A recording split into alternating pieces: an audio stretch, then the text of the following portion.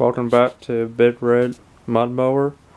Today we're going to be starting on the 4-wheel drive build. As you can see, we got the front transmission finally mounted on the 3-bolt pattern wheels. I got a Pierce 930 in the front, and I actually got it set up so it could pivot.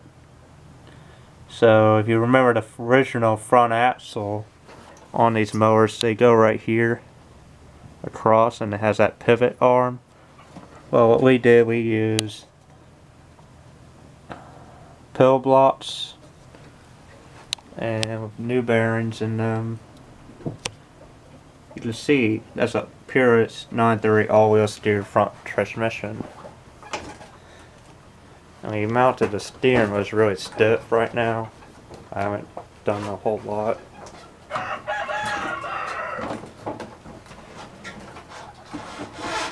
can kind of see it turn. The front wheels turns a bit. But right now we're trying to work on the steering. Get the steering all figured out. Now, how the Pierce 930 is going to work with the Pierce 820 in the rear is, yes, it is a Pierce 820 in the rear. And if I can get better lighting, you'll see the 820, but you guys know it's a Pierce 820 if you watch my last videos. So yeah, just a little update on the progress we're building.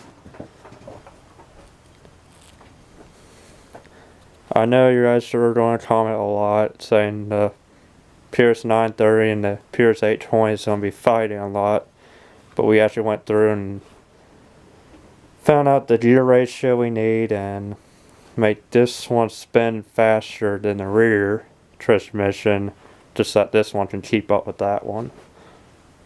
By chain driven and belt driven. It's not going to have 2 shifters. This right here does nothing. Doesn't shift gears at all. Because if you want to see right there where the old brake drum was, or the brake caliper, there's actually a pulley there now. So there's actually a pulley on the side. And you see the setup we're trying to figure out. This is actually, the belt goes up, down, and that's the belt temperature. So as this pivots, this bar that goes to these 2 pulleys will pivot as well and move the belt back and forth, and it's spring loaded tight. And we're hoping the belt won't be slipping when it actually goes all the way down, then goes all the way back up, because it pivots pretty good. If I had something, I would have jacked this up just so I can show you how it pivots, but the pill blocks are what makes it pivot. Because we actually supported the front axle with 2 box things of steel. As you can see, one here, one there.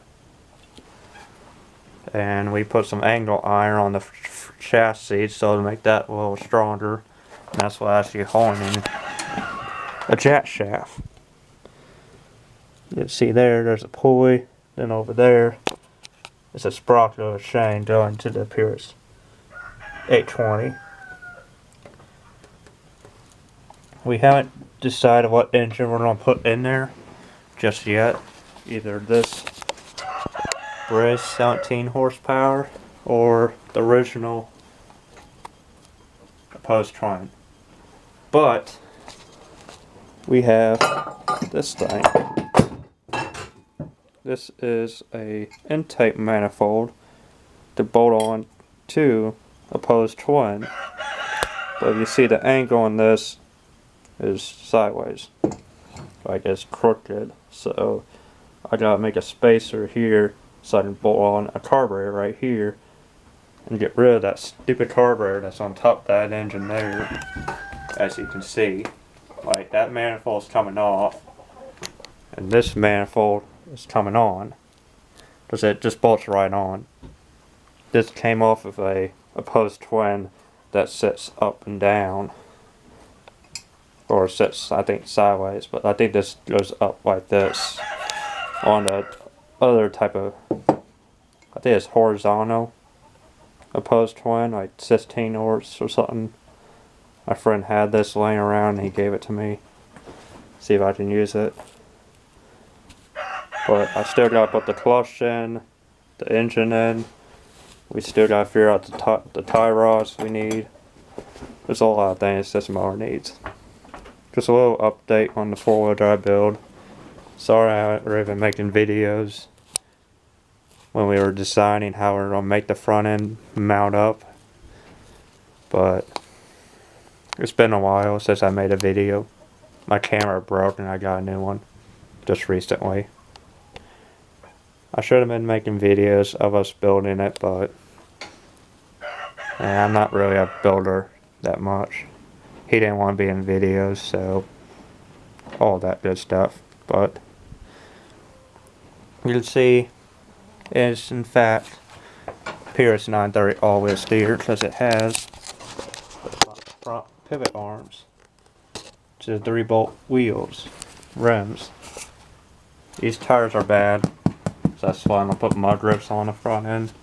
They are size 20 by 10 by 8-inch rim, because I have to keep these wheels a certain size, and these 27 gators to stay in the rear, because if I upgrade the front tires to a bigger size, we have to redo the gear ratio right now. That kind of stinks. So I wanted to keep the 23 by 9.5 by 12 rims in the front, but they won't bolt up to a 3-bolt pattern. I can make hubs for it, but I'd rather just keep it the way it is now and then upgrade it later to see how I like it. So that's a little quick update. Sorry about the roosters, they crow a bunch. I got new shop lights inside the shop. You can see got 2 there and the original one there. So that's always nice. Have a new light, more lighting in here. You might cut myself caught on this stupid cable.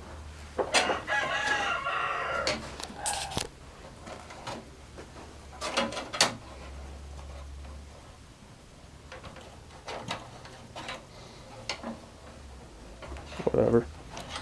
Stupid cable caught on my pants somehow. We're going to take these lights off. I don't really like the looks of them.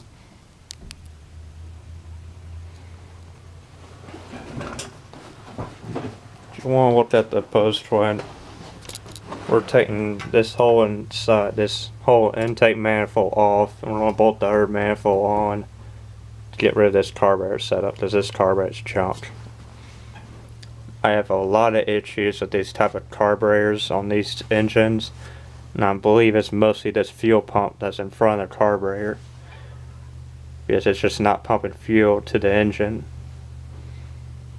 It's just a fuel issue. It's most of the 90% of the time. It's not the engine's fault. It's just this stupid carburetor setup that they put on these opposed. And I guarantee if I put a new carburetor setup on this with different manifold, it will run a hell lot better than it used to. But anyways, we aren't going to put this engine on this build. One reason, it runs, but we actually want to build a new build after we get this one done, so this will be going on something else. I'm not going to say what, but that's a clue right there, those 2 tires. Not saying what it is yet, but there's just a clue of those front tires there on the next build. I gotta redo all the wiring, the hoses, redo everything on this frame. So I got a lot of work ahead of me before we can actually give it a test drive, if you could see. So I gotta grease everything, I gotta redo the oil. It looks like the front transmission doesn't like oil at all. So I put gear oil in there and it just spills out on this side. Has a leak somewhere. But I'll see y'all later. Bye.